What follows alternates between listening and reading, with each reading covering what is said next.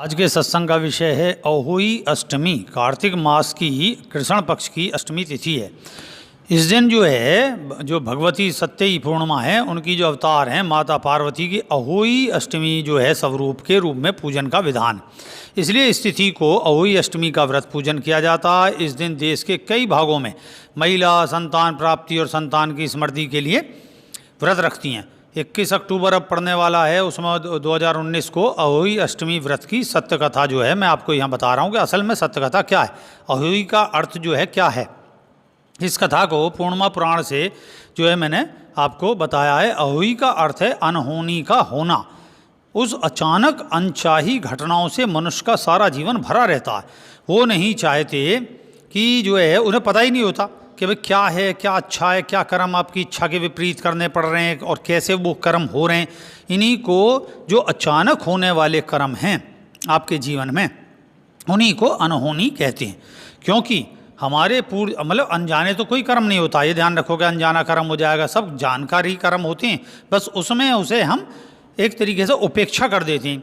जैसे कोई आपके यहाँ भिखारी मांगने आया, आपने आपको पता है कि भाई ये इस भिखारी को पैसे दे दो, तो आपने पैसे दे दिए। उससे थोड़ा सा जैसे उसने कही कि नहीं मुझे तो ये भी चाहिए, तो यहाँ पे आपने उसमें जोर जार से पूरी झाड़ झगाड़ लगा दी उसमें कि भाई भाग जाए ऐसे चीज़ को लेकर।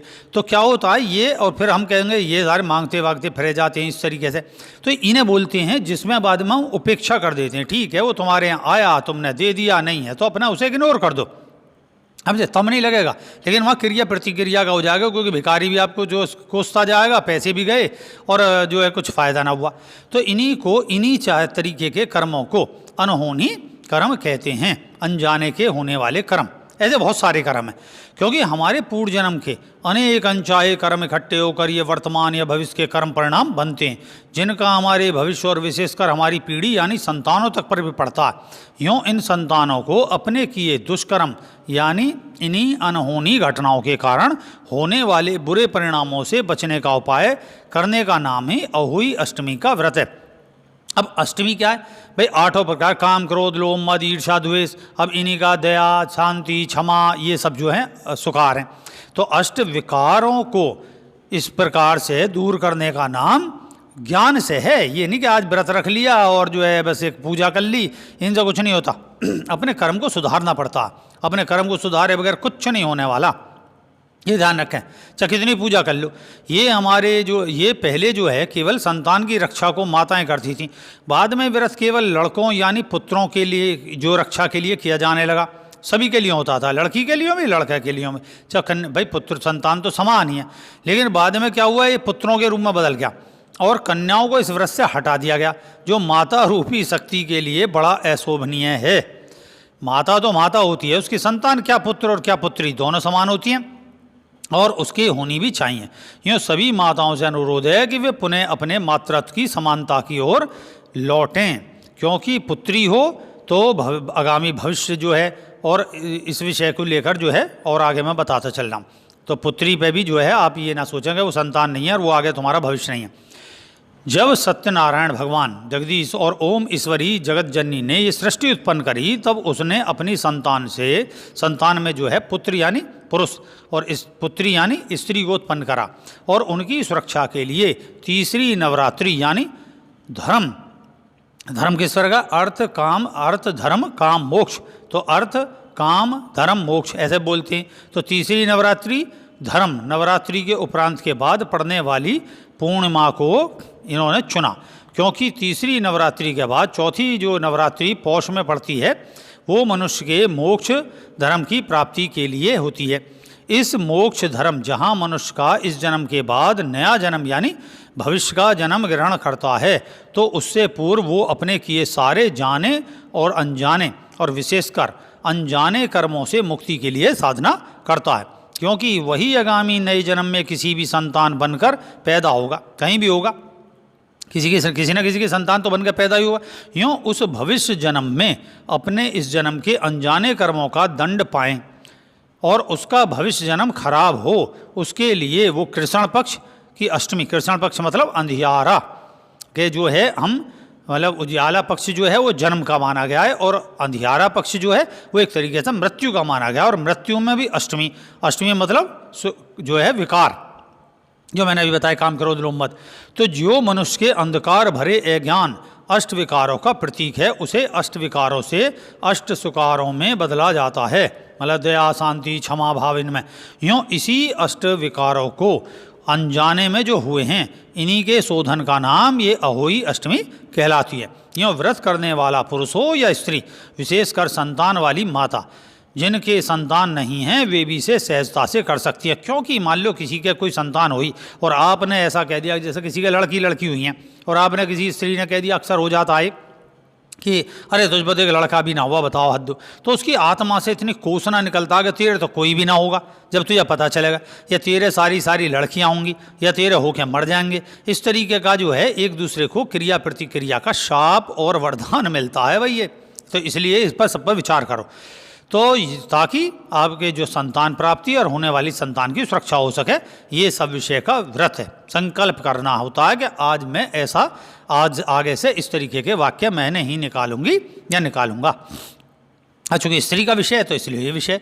तो व्रत के दिन जो है किस तरीके से करना है, व्रत के दिन प्रातः उठकर स्नान करें और अपने सामने स्त्री शक्ति चतुर्थ युग महाअवतार महादेवी सत्यई पूर्णिमा के चित्र के सामने अखंड घी की जोत जलाएं और अपने सीधे हाथ में जल लेकर पूजा का संकल्प करें कि आज मेरी पूजा पाठ, मेरी संतान, जिनके अपनी संतान के नाम बोलें कि मेरी ये संतान के चाहे अनचाहे जो बुरे कर्म हैं सभी कर्मों को क्षमा करें, और साथ में मेरे भी द्वारा कोई अगर मेरे बुरे कर्म मेरी संतान को प्राप्त हो रहे हैं तो वो भी आप क्षमा करें।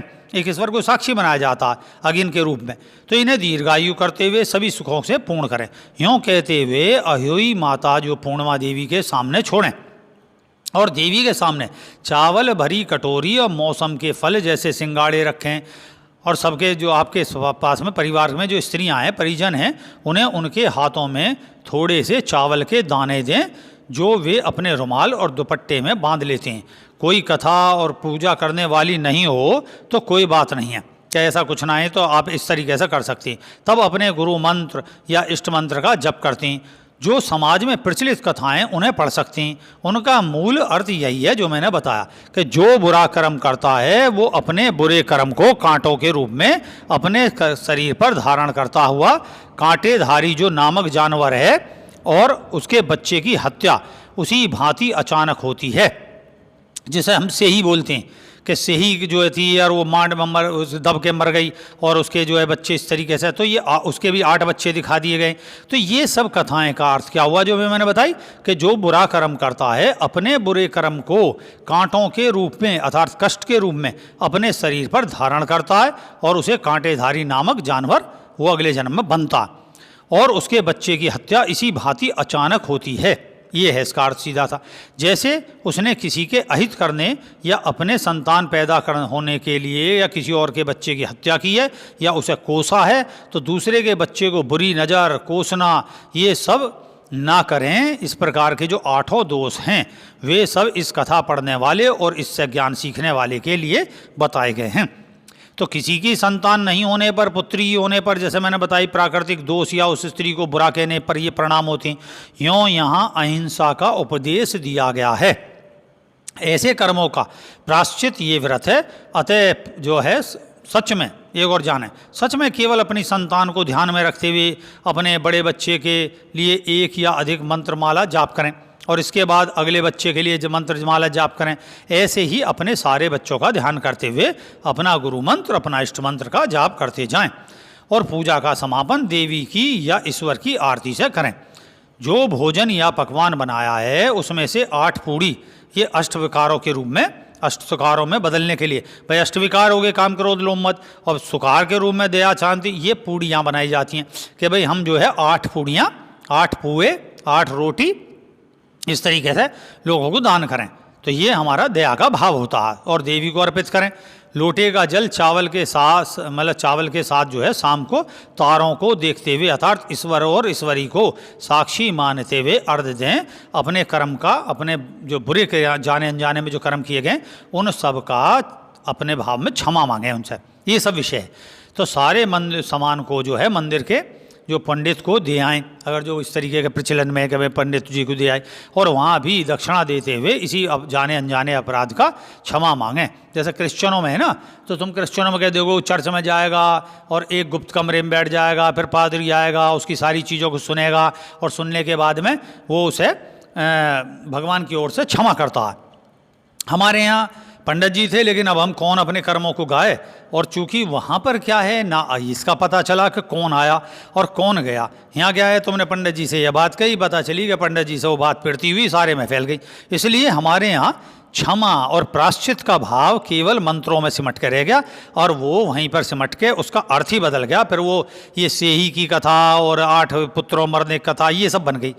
तो भाई इनसे परे हटकर अपने प्रायश्चित को करें, जल संकल्प में लेकर भगवान को साक्षी मानकर जल छोड़ें कि आगे से मैं ऐसा नहीं करूँगी परमात्मा, और मुझे या गुरुदेव तो मुझे जो है आप क्षमा करें, और प्रयत्न करें फिर आगे अपने कर्मों में सुधार के लिए।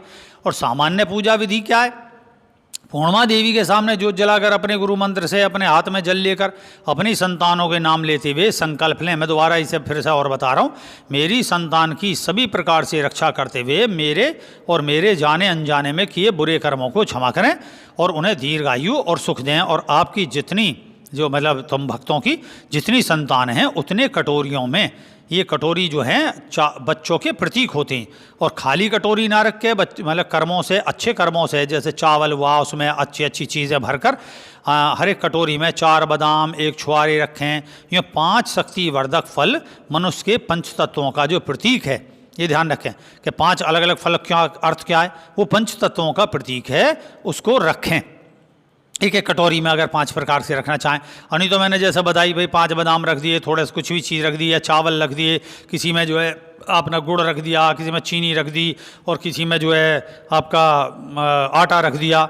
ये सब चीज़ें, ये सब रख कर जितने भी चीज़ें हैं ये पूजा के उसमें सब रखा जाता है। जैसे 5 बादाम हुए, ये भी संसारी पंच तत्व जो है 5 चक्रों के प्रतीक हैं, मूलाधार स्वादिष्ठान नाभि हृदय कंठ तक। और 2 छुआरे डालने भी पंच तत्व से परे, 2 अपरा जो तत्व हैं यानी 2 चक्र आज्ञा व सहस्त्रार चक्र के प्रतीक हैं। तो ये मनुष्य के 7 चक्रों के प्रतीक, और 7 लोक और 7 जन्मों के, और सूर्य यानी आत्मा की 7 ज्ञान शक्तियों के प्रतीक स्वरूप हैं। यों इन सबको सुहागन स्त्री अपनी नंद को भेंट करे, या नंद नहीं हो तो किसी ब्राह्मण या मंदिर में जोड़ीदार ईश्वर की मूर्ति पर रखाए, और पूजा के उपरांत अपनी सासू माँ के पैर छूकर आशीर्वाद ले, और सासू माँ नहीं हो तो परिवार के बड़े जनों के पैर छूकर आशीर्वाद ले। इसके बाद अपना जल जो व्रत का जो है वो अन्न जल ग्रहण कर पूरा करें। तो अब यहाँ जो आया कि भाई नंद को क्यों दें, तो नंद जो है भाई हमारे घर से दूसरी जगह जाती है, तो उसे भी ज्ञान हमारे यहाँ से दूसरी जगह जाता। इस प्रकार का आशीर्वाद स्वरूप ये सब कथन में है। तो अविवाहित स्त्री के लिए ये सब विषय नहीं बताया गया, लेकिन वो भी अपने लिए कर सकती है, क्योंकि भविष्य उसी से ही तो है। ये कन्या क्यों ना कर सकती, भाई कन्या भी कर सकती है, पुरुष भी कर सकता है। अनजाने कर्म तो सभी से हैं, यही थोड़ा ना निखालस से स्त्री से, लेकिन ये फिर भी एक तरीके का प्रायश्चित दिवस ही मानो इसे, कि काम क्रोध लोभ मद ईर्षा द्वेष ये सब को लेकर 8 विकारों को 8 सुकारों में बदलने का प्रायश्चित दिवस है। अब जो 21 अक्टूबर को अहोई अष्टमी को बुधवार पड़ रहा, उस दिन बुद्ध देव या गणेश जी का कथन के अनुसार पूजा करें। तो पूर्णिमा देवी की पूजा करते हैं, जो करते चले आ रहे हैं, उन्हें नवग्रह मंदिर या पूर्णिमा देवी के मंदिर में कम से कम 8 पेठे की मिठाई चढ़ा गए, अन्यथा वही सब मैं जो अभी जो बताता चल रहा हूँ यही सब विषय है। चढ़ाने को कुछ भी चढ़ा लें, कुल मिलाकर हमने अपने अंदर क्षमा का भाव ना रखा तो इन सब अहोई अष्टमी हो या कोई भी अष्टमी, इनमें कोई लाभ आपको नहीं मिलेगा, तो कोई फ़ायदा नहीं होता इन चीज़ों से। व्रत का मतलब होता संकल्प। आज मैं पूरे दिन केवल ईश्वर नाम, सद्भाव, सद जो है अपने अंदर से विचार, यही आगे प्रेषित करूँगी, लोगों को दूंगी, और अपने मन में अच्छा ही भाव का विकास करूँगी। तो ये सब है। और पूजा का समय क्या रखा गया है, 21 अक्टूबर को शाम के 5:45 से 7:02 तक का पूजा का समय, और तारे दिखने का समय शाम के 6 से 10 बजे 6:10 तक। और चंद्र उदय 21 अक्टूबर 2019 को रात्रि में 11:46 से, और अष्टमी जो तिथि प्रारंभ है 21 अक्टूबर 2019 को प्रातः 6:44 से तक है, से चल रही है। ये इस तरीके का ज्योतिष का वो है। और अष्टमी तिथि का समापन 22 अक्टूबर का था, क्योंकि अष्टमी पूरे उस समय से लेकर अगले दिन का था। अगर 22 अक्टूबर 2019 को जो है 5:25 तक प्रातः तक है। तो जिनके यहाँ किसी कारण से अहोई अष्टमी नहीं मनती है, वे अपने पूजा घर में प्रातः से रात्रि तक और अगले दिन के सुबह प्रातः तक अखंड घी की जोत जलाएं। बुझ भी जाए तो जोत जो है कई बार बुझ जाती है तो चिंता ना करें कि ये बुझ गई तो इस तरीके का हो गया। अपने गुरु मंत्र ध्यान विधि का जब ध्यान अपनी संतान को स्मरण करते हुए करें और जो बने वो दान करें। प्रसाद मंदिर में बांटें, गुरु आश्रम में जो है अपना दान भिजवाएं और जितने नहीं जा पाते तो डाक से दान भिजवाएं। तो अपना दान उठाकर रख दें और जब जाएं तो दान करें। इन सभी के साथ ये सबसे सरल विधि है। और पूर्णिमा देवी की जो है अपनी आरती करें। तो ये सब विषय है। तो इसी के साथ मैं आशीर्वाद करता हूँ, कुछ तुम्हें ज्ञान प्राप्त हुआ होगा। और आशीर्वाद के साथ जय सत्यम सिद्धाय नमः।